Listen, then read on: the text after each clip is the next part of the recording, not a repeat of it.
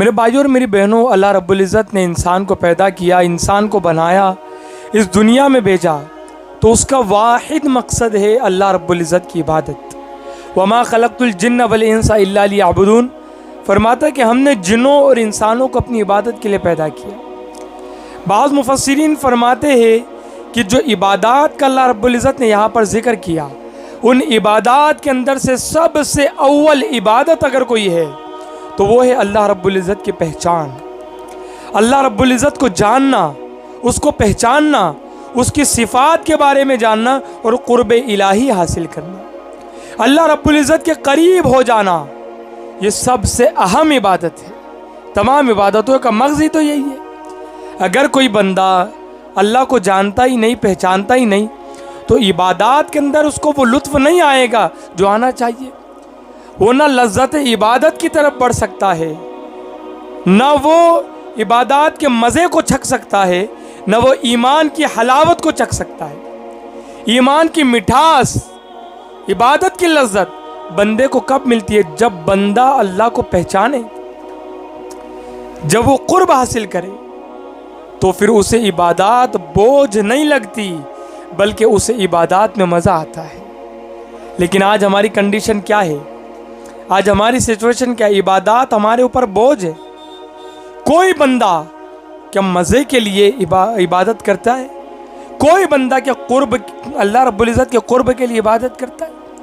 جبکہ رب تعالیٰ ارشاد فرماتا ہے کہ تم فرائض کی ادائیگی کے بعد اگر نوافل کی کثرت کرو گے تو تم میرے قریب پہنچو گے، تم میرا قرب حاصل کرو گے۔ پھر تم نوافل کی کثرت کرتے رہو گے، تم میرے قریب پہنچتے رہو گے، یہاں تک کہ میں تمہارا ہاتھ بن جاؤں گا جس سے تم پکڑتے ہو، میں تمہاری آنکھ بن جاؤں گا جس سے تم دیکھتے ہو۔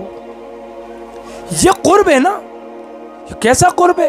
اللہ فرماتا ہے میں ہاتھ بن جاؤں گا جس سے تم پکڑتے ہو، میں تمہاری آنکھ بن جاؤں گا جس سے تم دیکھتے ہو، میں تمہاری زبان بن جاؤں گا جس سے تم بولتے ہو۔ یہ کیسا قرب ہے؟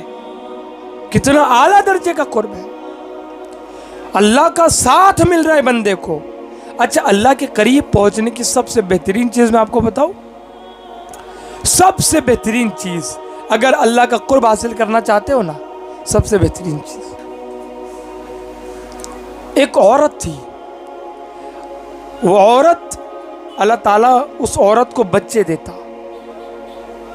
وہ امید سے ہوتی، 9 مہینے وہ خاتون اپنے پیٹ میں اپنے جگر کا خون پلا کر اس بچے کی پرورش کرتی۔ 9 مہینے وہ خاتون اس بچے کی اپنے پیٹ میں پرورش کرتی، ولادت ہوتی، وہ اپنے اس بچے کو پالتی، پرورش کرتی، دودھ پلا کر کے، چند ماہ وہ بچہ رہتا، انتقال کر جاتا۔ اسی طریقے سے اس خاتون کو اللہ تعالیٰ نے 20 بچے دیے، لیکن سارے بچوں کی سچویشن یہ ہوتی، وہ چند ماہ رہتے، مر جاتے۔ ہر بچے کی موت پر وہ خاتون صبر کرتی، ہر بچے کی موت پر۔ آپ سوچیں، ایک خاتون ہے، اس کے پیٹ میں 9 مہینے تک ایک بچہ ہے، وہ جنم لیتا ہے، چند ماہ رہتا ہے، انتقال کر جاتا ہے۔ اس عورت کے دل پر کیا بیتتی ہوں گی جب وہ بچہ مرتا ہوگا، تو وہ بچہ فوت ہوتا ہوگا، اس عورت کے دل پر کیا بیتتی ہوں گی۔ 20 بچے مر گئے، صبر کا دامن تھامے رکھی۔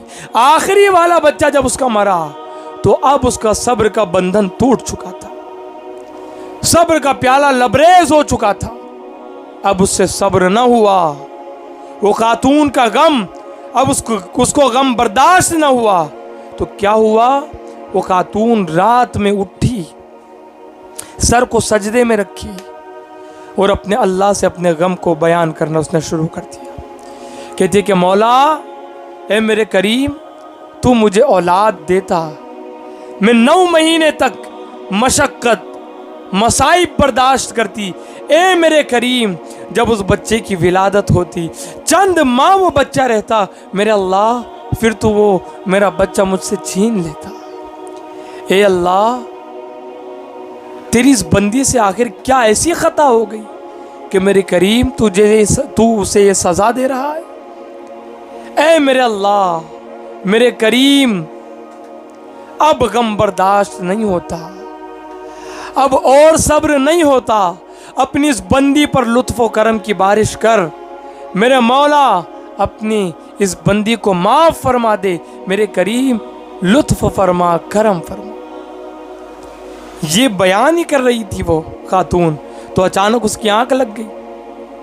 جب اس کی آنکھ لگی تو وہ خاتون اپنے آپ کو ایک بڑے ہی شگفتہ باغ میں دیکھتی ہے، نہایت ہی خوبصورت باغ میں دیکھتی ہے، اور وہ چلتے چلتے اس کی نظر ایک خوبصورت محل پر پڑتی ہے۔ اس محل کی اینٹیں سونے اور چاندی کی تھی، اور اس محل پر اس بندی کا نام لکھا ہوا تھا۔ ہائے ہائے ہائے ہائے، اس نے جب اس محل کو دیکھا تو اس کے دل میں اس محل کے اندر جانے کی خواہش پیدا ہوئی۔ اس محل میں جب داخل ہوئی، اس محل کے اندر ہر طرح کی نعمت موجود تھی، اور اسی محل کے اندر اس کے تمام بچے بھی موجود تھے، تمام بچے موجود تھے۔ وہ بڑی خوش ہوئی، بڑی خوش ہوئی، اور اس خوشی کی مسرت سے اس کی آنکھ کھل گئی۔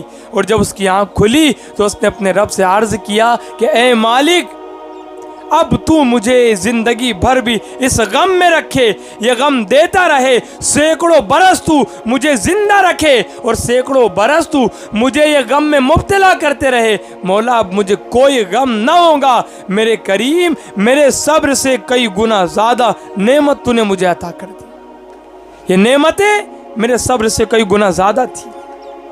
میرے بھائیوں اور میری بہنوں، یہ صبر ہے جو بندے کو اللہ کے قریب کرتا ہے، یہ صبر ہے جس کے بدل اللہ رب العزت اتنا عظیم عطا فرماتا ہے۔ ایسی عظیم نعمت رب تعالیٰ اس کو عطا کرتا ہے جو لوگ صبر کرتے ہیں، اور اپنا قرب بھی اللہ رب العزت اس کو عطا کرتا ہے جو صبر کرتا ہے۔ صبر اللہ کا قرب ملتا ہے، صبر کرنے سے اللہ کا قرب ملتا ہے، اللہ رب العزت کا ساتھ ملتا ہے، اور اللہ رب العزت عظیم نعمتیں بندے کو عطا کرتا ہے۔